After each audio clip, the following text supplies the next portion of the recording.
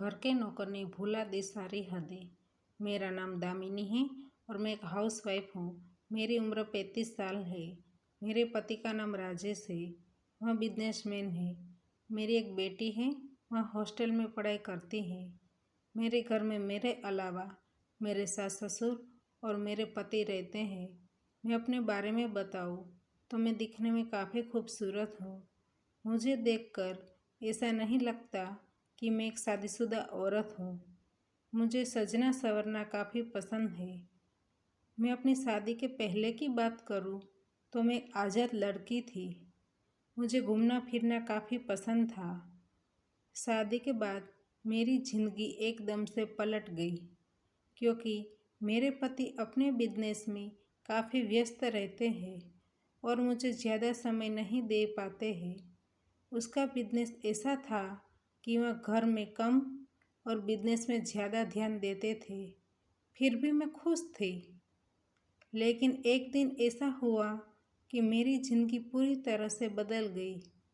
हमारे घर में एक नौकर है। हम लोग उनको चाचा कहकर बुलाते हैं। उनकी उम्र 50 साल है।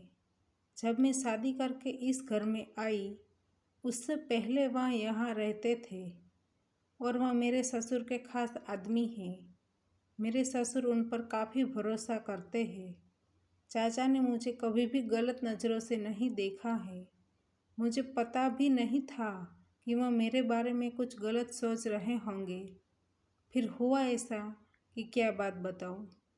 चाचा ने मेरी ज़िंदगी को स्वर्ग बना दिया। बात उस समय की है जब मेरी शादी की एनिवर्सरी थी। मेरे पति काम की वजह से शहर से बाहर थे।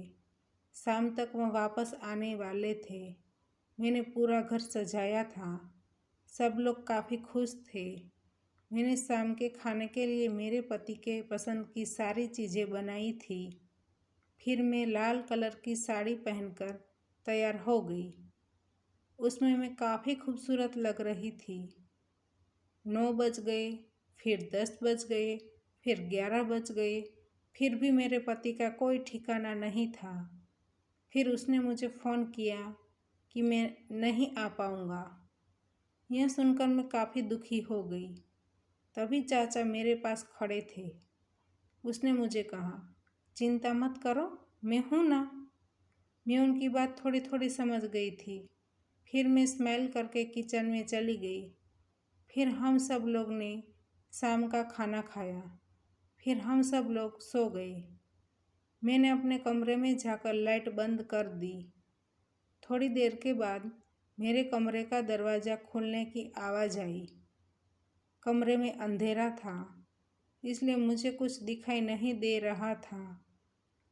लेकिन मुझे ऐसा लगा कि मेरे पति होंगे। फिर वह मेरे पास आकर बैठ गए। लेकिन मैं गुस्से में थी, इसलिए मैंने उनसे बात नहीं की। लेकिन मैं थोड़ी देर में समझ गई थी कि यह कौन है और मुझे तो क्रिकेट मैच खेलना ही था, इसलिए मैंने कुछ नहीं कहा। तो दोस्तों, हमारी कहानी यहीं पर समाप्त होती है। आपको कहानी पसंद आई है तो वीडियो को लाइक करें और शेयर करें और चैनल पर नए हैं तो चैनल को सब्सक्राइब करें। धन्यवाद।